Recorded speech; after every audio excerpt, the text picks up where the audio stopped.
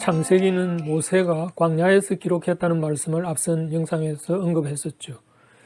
그러니까 모세는 창조 이야기를 출애굽 과정에서 기록했기 때문에 이 출애굽의 상황 속에서 과거의 원역사를 구성했다고 보아야 합니다. 그런 점에서 볼 때 많은 부분 그 창조 이야기는 출애굽 시대의 문맥으로 읽혀질 수 있다는 점을 염두에 둘 필요가 있습니다. 그래서 실제로 창조 이야기는 여러 면에서 이 출애굽기 25장부터 40장까지 이어지는 성막 건설과 매우 유사한 용어와 구조를 가지고 있다는 점을 말씀드리면서 본 영상 이 창조와 타락이란 이 창세기 첫 3장의 내용을 살펴보고자 합니다. 우선 이 하나님의 창조는 이 우주적 성전의 의미를 지닌다는 측면에서 모세는 이 성막의 건축 과정과 천지 창조를 이 유비적 문맥으로 놓고 있다는 점입니다. 이것은 물론 후대의 그 신약의 히브리스 기자가 예수님을 우리의 대제사장으로 소개하면서 다음과 같이 말한 것에도 그 근거가 있습니다.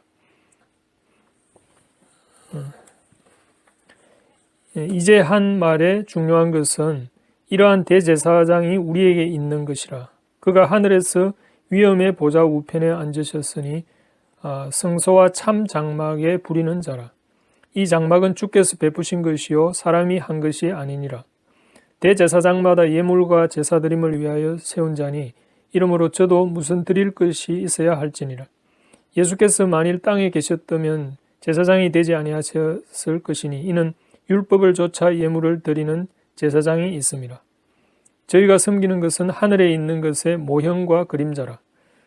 모세가 장막을 지으려 할 때에 지시하심을 얻음과 같으니 가라사대 삼가 모든 것을 산에서 네게 보이던 본을 조차 지어라 하셨느니라.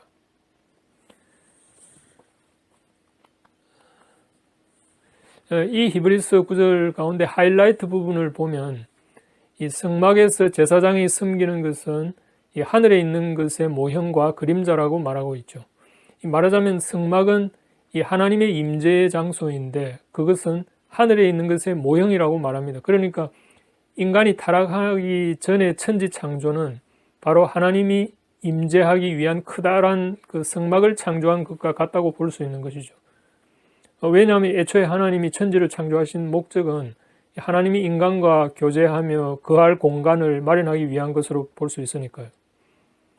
아니나 다를까 이 실제로 창조 시에 그 해와 달의 빛을 그 히브리어로 오르로 표현했는데 이는 성막을 밝히는 그 불빛에 동일하게 사용된 단어입니다.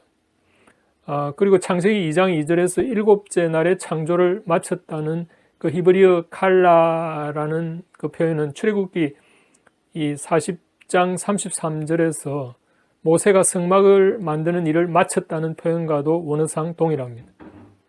또 창세기에서 1장 9절과 10절에 물을 모아 바다를 만드셨다는 표현을 하시면서 이 모인 물을 바다라 부르신 것은 이 예루살렘 성전 건축 때에 쇳물을 부어 만든 큰 바다 모양의 물통을 떠올리게 됩니다. 그리고 무엇보다 성막을 지을 때 반드시 7일차 그 안식일 규정 준수가 나오는 것도 창조를 마친 그 일곱째 날에 안식했던 그 규례를 따르고 있죠. 이 사실 모세는 성막 건축에 대한 명령을 받기 전에 이미 시내산 언약을 통해서 십계명의 안식일에 관한 그 율법 규례를 기록했는데 왜 구태여 성막 건축에 느닷없이 또 안식일 규정을 언급했을까요? 이것은 바로 천지 창조를 마치고 안식한 기록과 그 성막을 마친 후 안식의 유사성을 통해서 결국 천지 창조와 성막 건축의 그 유비를 말해주고 있는 것으로 보입니다. 이 외에도 그 에덴 동산의 입구가 동쪽이라는 것과 또 예루살렘 성전의 입구가 동쪽으로 난 것 등의 일치도 있습니다. 뿐만 아니라 출애굽기에 나오는 성막 건축의 특이한 점은 그 건축 과정이 2번 나온다는 점입니다. 이 첫 번째는 25장부터 31장까지 성막에 대한 건축 식양을 알려줍니다. 그리고 3장을 건너뛰어서 35장에서 40장까지 또 성막의 그 건축에 관한 기록이 2번째로 나옵니다. 그리고 그 중간 3장에는 금송아지 사건이 삽입되어 있죠.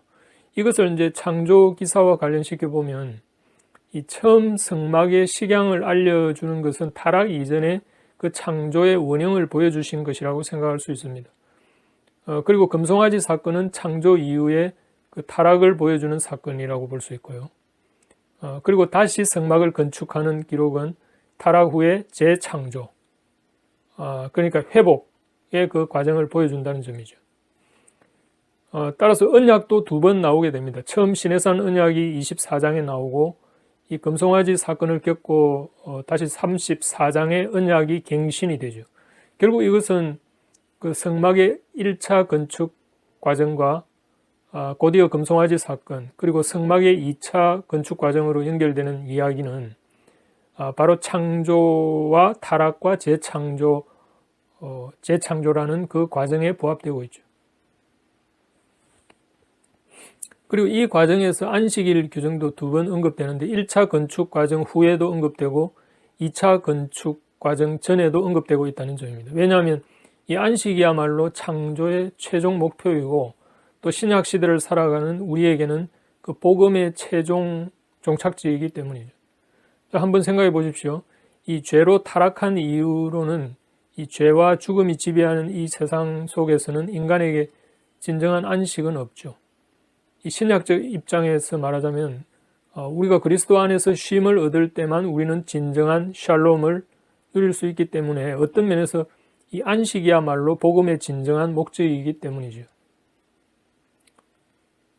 이처럼 창조 이야기는 독립된 이야기라기보다는 모세오경과 밀접한 관련을 가진 이야기이고 또한 모세가 출애굽 당시의 고대 근동 지역 세계관의 그 문맥 속에서 창조 이야기를 기록한 것으로 볼 수 있습니다. 이 실제로 성막은 고대 근동의 그 이방의 신전 건축 설화와도 유사한 점이 있습니다. 이 수메르 문서나 우가림 문서에 나타나는 이방 신전 건축과 그 고고학적 발견에 근거해 볼 때도 이 당시의 신전들은 그 우주의 모형으로 건축된 것으로 잘 알려져 있습니다.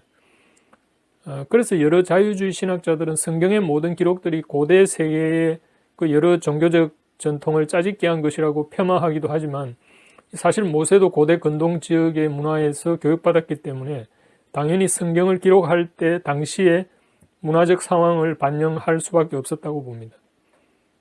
하나님은 언제나 그 시대와 문화적 상황 속에서 우리에게 계시를 주시지요.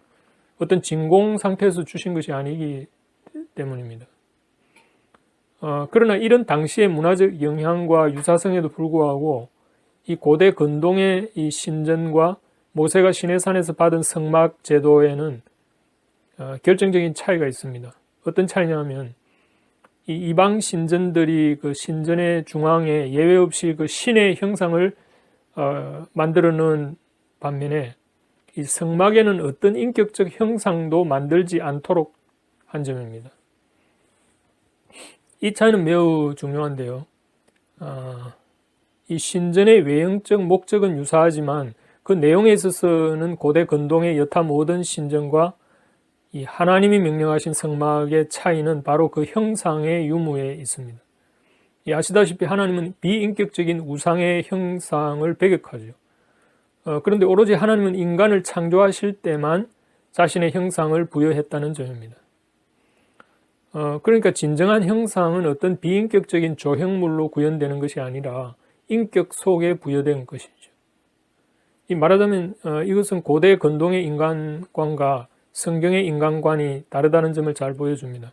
이 당시 고대 근동 지역의 세계관은 이 우주가 신들의 활동 장소였고 인간은 그 신들에게 복종하는 이 노예와 같은 존재였습니다. 그래서 인간은 신들의 필요를 충족시켜서 인간의 그 안전과 풍요를 도모했죠. 때문에 온갖 자연물을 신으로 섬기는 우상 숭배의 종교 현상들이 난무했던 겁니다. 반면에 이 성경적 인간과는 인간이 바로 신의 형상으로 창조된 고귀한 존재라는 아주 혁명적 관점을 담고 있었던 셈입니다. 하나님은 인간으로부터 어떤 필요를 충족받을 이유가 없었고 이 오로지 인간과 교제하면서 인간의 행복을 기뻐하는 분이시죠. 그래서 인간 자체가 하나님의 형상을 지닌 거룩한 존재이기 때문에 이 성막에는 인간이 섬겨야 할 우상과 같은 형상이 존재해서는 안 되었던 겁니다. 그래서 성경에는 인간 자체가 이 신의 형상을 지녔기 때문에 인간을 신으로 표현하기도 합니다. 혹은 지존자의 아들들, 혹은 하나님의 아들들로 표현하는 대목들이 있는 거죠. 물론 인간을 신적인 존재로 묘사한다고 인간이 이방의 신들과 같은 그런 우상이라는 의미가 아니고 하나님의 형상을 지닌 창조적이고 인격적인 고귀한 존재라는 의미이죠. 이 신약적 의미로는 사도 바울이 위에 로마서에서 말씀하신 것처럼 그리스도를 믿는 성도들을 모두 하나님의 아들들로 표현한 셈이죠. 그러니까 인간이 신이라는 말은 하나님처럼 이 디바인한 그런 존재라는 말이 아니라 하나님의 형상을 입었기 때문에 거룩한 존재라는 점입니다. 그래서 이 거룩한, 그러니까 이 세이크리드한 그 인간의 정체성이 사라지면 하나님과 교제할 수가 없다는 말이기도 합니다. 아무튼 모든 인간이 이 하나님의 형상을 따라 창조된 그 창조시의 원래 모습을 의미한다고 볼 수 있고요. 따라서 타락 이후에는 이 대속의 방식으로 거룩을 회복하여야만 하나님 앞에 나아갈 수 있는 조건이 되었던 겁니다. 그런 점에서 고대 근동의 신전에 안치되었던 우상으로서의 신의 형상이 아닌 인간 자신이 하나님의 형상을 입은 존재라는 것이 성경적 인간관이고, 여기에 사실상 인간의 존엄성과 그 인권의 가치, 그리고 모든 선악과 도덕적 가치의 원형이 담겨 있는 것입니다. 그렇다면 결국 하나님은 자신의 형상대로 인간을 창조한 목적은 무엇일까요? 그것은 당연히 하나님을 영광스럽게 할 목적입니다. 하나님의 창조는 하나님 자신의 영광스러움을 드러내는 것이거든요. 문제는 인간이 어떻게 살아야 하나님을 영광스럽게 만들까 하는 문제가 남습니다. 다시 말하면 하나님을 영화롭게 하는 인간의 소명이 무엇인가 하는 점이죠. 그런데 성경은 인간의 창조 과정에서 이것을 분명하게 천명하고 있습니다. 바로 창세기 1장 26절에서 28절까지 말씀과 2장 15절의 창조시의 인간의 본분을 이렇게 언급합니다. 하나님이 가라사대 우리의 형상을 따라 우리의 모양대로 우리가 사람을 만들고 그로 바다의 고기와 공중의 새와 육축과 온 땅과 땅에 기는 모든 것을 다스리게 하자 하시고, 하나님이 자기 형상 곧 하나님의 형상대로 사람을 창조하시되 남자와 여자를 창조하시고, 하나님이 그들에게 복을 주시며 그들에게 이르시되 생육하고 번성하여 땅에 충만하라. 땅을 정복하라. 바다의 고기와 공중의 새와 땅에 움직이는 모든 생물을 다스리라 하시니라.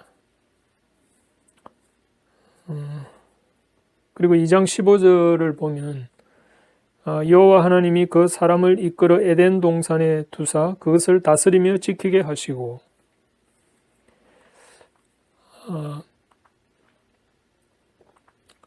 이 성경에 분명히 나와 있는 대로 하나님은 인간으로 하여금 만물을 다스리게 하는 권한을 부여했습니다. 만물을 다스리는 권한은 당시의 고대 근동의 이방인들에게는 이 자신들이 섬기는 신들이 하던 역할이었죠. 그런데 하나님은 자신이 창조한 인간에게 그 역할을 부여한 것입니다. 바로 인간에게 피조 세계를 다스리는 이 왕적 권위를 부여한 것이죠. 그리고 창세기 2장 15절 말씀에서 보는 것처럼 땅을 경작하고 지키는 그 청지기 사명도 주셨는데, 이것은 세상을 소유하는 것이 아니라 섬기라는 종교적 소명입니다. 바로 제사장적 역할이죠. 말하자면 하나님의 형상을 지닌 인간은 하나님을 본받아서 이 피조 세계를 다스리고 통치하는 왕적 권위와 그리고 섬기고 희생하며 떠받드는 제사장적 역할을 통해서 하나님께 영광을 돌리는 일이죠. 그것이 우리 인간이 이 땅에 존재하는 원래 이유였던 겁니다. 자, 창세기 1, 2장에 걸쳐서 보는 이런 창조의 원리는 바로 인간이 하나님과의 그 수직적인 바른 관계를 통해서 인간과 인간, 그리고 인간과 자연과의 올바른 관계를 정립하고 유지하는 길이었습니다. 그리고 이것을 통해서 진정한 안식, 그러니까 샬롬을 경험하는 세상이 되는 거죠. 그러나 이 모든 것이 죄로 인해서 세상이 타락되었다는 겁니다. 죄는 인간이 이 하나님과의 수직적인 관계가 단절되었다는 거죠. 이 때문에 인간이 하나님과의 수직적 관계가 단절되면서 결국 인간과 인간의 그 관계가 단절되어서 서로 갈등하고 싸우게 되었을 뿐 아니라 인간과 자연과의 관계마저도 단절되어 버렸죠. 말하자면 이 소외 현상이 일어난 겁니다. 그래서 인간에게 부여된 그 원래의 임무들이 이 보람을 주는 기쁨이 아니라 이 수고로운 그 노동으로 전락한 것이죠. 또 인간은 청지기로서의 그 보살피는 역할이 아니라 군림하는 그 폭군의 지위를 차지하는 그런 죄된 역사가 창조 세계를 물들이게 된 것이죠. 그래서 이제 더 이상 창조 때의 그 안식을 누리지 못하게 된 겁니다. 물론 이 세상이 죄로 인해 타락의 길에 빠졌지만 그러나 여전히 하나님은 자신의 그 창조물에 대해서 애정을 가지고 계십니다. 이 세상을 축복하시기를 원하죠, 하나님은. 또 하나님은 여전히 자신의 창조물에 대한 그 경륜과 돌보심을 멈추지 않으십니다. 악으로 인해 세상이 망가졌지만 여전히 이 창조물들 속에는 그 하나님의 신성과 영광이 깃들어 있습니다. 그리고 하나님은 이 망가진 세상을 회복시키려고 하는 그 마스터 플랜을 가지고 계시죠. 이것이 바로 그리스도를 통한 회복을 가져오는 그 복음의 좋은 소식이죠. 이를 위해서 하나님은 창세기 3장 15절에 그 여자의 후손으로 오실 메시아를 예고하십니다. 그리고 타락 이후에 급속도로 죄가 세상을 오염시켜 갈 때에도 이 미래의 메시아를 위한 거룩한 씨를 보존해 나가십니다. 물론 죄의 세력이 집요하게 하나님의 씨를 말살하려고 하지만 하나님은 자신의 창조물들을 끝까지 포기하지 않으십니다. 말하자면 이 가인이 아벨을 죽였지만 셋을 통해서 그 씨를 보존하시죠. 그것은 이제 노아로 이어져서 이 노아 때에 또 한 번 세상을 심판하시고 다시 노아의 세 아들 가운데 셈의 계보로 한 민족을 이루도록 아브라함을 불러냅니다. 그리고 하나님은 자신이 선택한 이스라엘 민족이 자신을 배반하고 딴 길로 갈 때마다 메시아가 올 것이라는 그 소망을 알리는 선지자 직분을 세우셨죠. 하나님은 자신의 영을 선지자들에게 부어주셔서 미래의 영광스러운 메시아 도래를 전할 임무를 주셨습니다. 그래서 메시아를 통해서 인간을 하나님과의 바른 수직적 관계를 회복하도록 해서 결국 인간과 인간 그리고 인간과 자연과의 그 바른 관계를 다시 회복할 수 있도록 하신 것입니다. 따라서 이 창조와 타락이라는 이 성경의 첫 세 장의 이야기는 결국 그리스도를 통한 재창조의 이야기로 연결되는 이야기이고 이 모세는 이것을 광야에서 기록할 때 이 바로 하나님의 임재의 상징인 성막 건축에서 이 유비적으로 녹여낸 이야기이기도 합니다. 그리고 이 성막은 성전으로 이어지고 신약에 와서 사도 요한은 그의 복음서 첫 장에서 성막 혹은 성전이라는 주제와 관련해서 놀라운 말씀을 하게 됩니다. 우리가 잘 아는 바대로 그 요한복음 1장 14절에 그 말씀이 육신이 되어 우리 가운데 거하심에 라는 말씀에서 이 거하심에에 해당하는 헬라어는 성막을 뜻하는 그 스케노에서 파생된 동사를 사용했습니다. 그래서 이 요한복음 1장 14절의 의미를 보다 잘 살린 번역은 말씀이 육신이 되어 우리 가운데 장막을 치심에 이렇게 번역될 수 있는 것입니다. 따라서 예수 그리스도는 이 땅에 그 구약의 성막과 마찬가지로 우리와 함께 하시기 위해서 오신 거죠. 바로 최초의 아담에게 주어졌던 왕이요 제사장이었던 직분은 타락으로 일그러졌지만 제2의 아담으로 오신 그리스도에게서 온전히 회복되게 된 것입니다. 이 회복된 메시아이신 그리스도 예수의 오심으로 이 회복이 이 땅에서 시작되었지만 그러나 아직 완성된 것은 아닙니다. 이제 시작된 이 회복, 그러니까 이 재창조가 완성될 미래의 날까지 우리 그리스도인들은 동일하게 이 회복을 완성시켜 나가는 일에 부름을 받은 거죠. 그것은 우리가 받은 이 땅에서의 소명, 그러니까 하나님 앞에서 왕과 제사장 그리고 선지자적 직무를 감당하는 것입니다. 말하자면 이 땅에서 창조적인 작업을 통해서 문화를 건설하고 또 돌보며 섬기고 그리고 이런 주어진 삶을 통해서 미래의 소망을 전하는 일들이 지금 바로 우리가 행해야 하는 것이죠. 그런 점에서 창조와 타락의 이야기도 큰 틀에서 보면 하나님의 창조와 그리스도의 구속과 성령의 선교를 모두 담고 있는 이야기인 셈입니다.